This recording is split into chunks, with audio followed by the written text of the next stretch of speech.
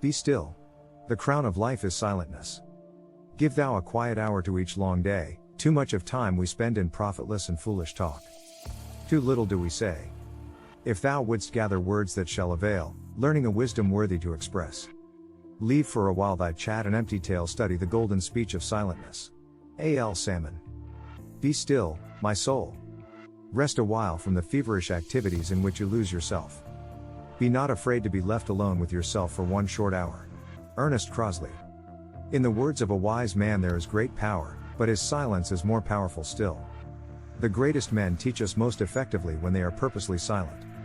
The silent attitude of the great man, noted, perhaps, by one or two of his disciples only, is recorded and preserved through the ages, while the obtrusive words of the merely clever talker, heard, perhaps, by thousands, and at once popularized, are neglected and forgotten in, at most, a few generations.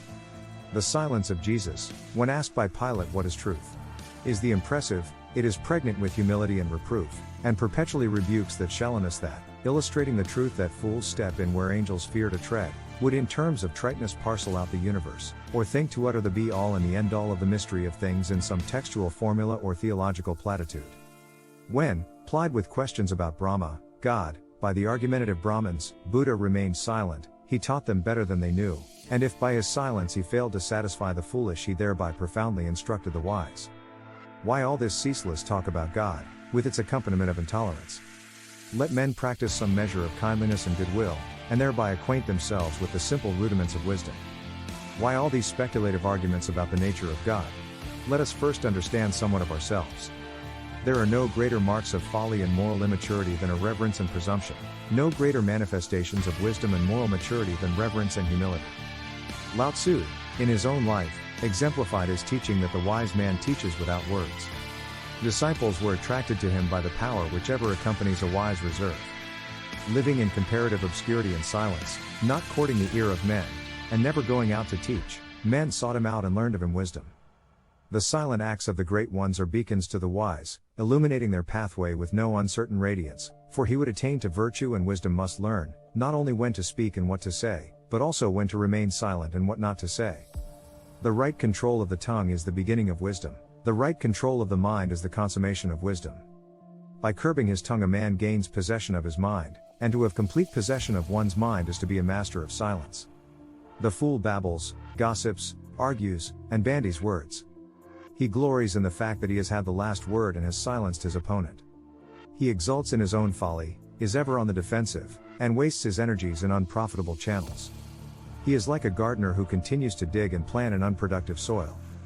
The wise man avoids idle words, gossip, vain argument, and self-defense. He is content to appear defeated, rejoices when he is defeated, knowing that, having found and removed another error in himself, he has thereby become wiser. Blessed is he who does not strive for the last word. Backward I see in my own days where I sweated through fog with linguists and contenders, I have no mockings or arguments, I witness and wait. Silence under provocation is the mark of a cultured and sympathetic soul. The thoughtless and unkind are stirred by every slight provocation, and will lose their mental balance by even the appearance of a personal encroachment. The self-possession of Jesus is not a miracle, it is the flower of culture, the diadem of wisdom. When we read of Jesus that he answered never a word and of Buddha that he remained silent, we get a glimpse of the vast power of silence, of the silent majesty of true greatness. The silent man is the powerful man. The victim of garrulity is devoid of influence, his spiritual energies are dissipated. Every mechanic knows that before a force can be utilized and definitely directed it must be conserved and stored, and the wise man is a spiritual mechanic who conserves the energies of his mind, holds them in masterful abeyance, ready at any moment to direct them, with effective purpose, to the accomplishment of some necessary work. The true strength is in silentness. It is well said that the dog that barks does not bite. The grim and rarely broken silence of the bulldog is the necessary adjunct to that powerfully concentrated and effectual action for which the animal is known and feared.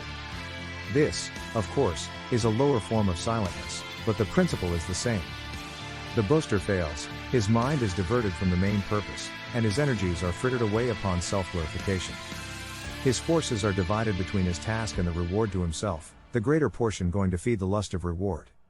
He is like an unskillful general who loses the battle through dividing his forces instead of concentrating them upon a point.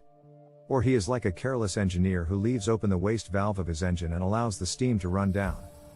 The modest, silent, earnest man succeeds, freed from vanity, and avoiding the dissipation of self-glorification. All his powers are concentrated upon the successful performance of his task.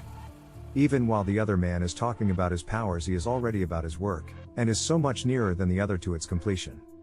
It is a law everywhere and always that energy distributed is subject unto energy conserved. The noisy and boasting Charles will ever be thrown by the quiet and modest Orlando. It is a law universally applicable that quietness is strength. The businessman who succeeds never talks about his plans, methods, and affairs, and should he, turned giddy by success, begin to do this, he will then commence to fail. The man of great moral influence never talks about himself and his spiritual victories, for, should he do so, in that moment his moral power and influence would be gone, and, like Samson, he would be shorn of his strength. Success, worldly or spiritual, is the willing servant of strong, steady, silent, unflinching purpose. The most powerful disintegrating forces make no noise. The greatly overcoming mind works silently. If you would be strong, useful, and self-reliant, learn the value and power of silentness.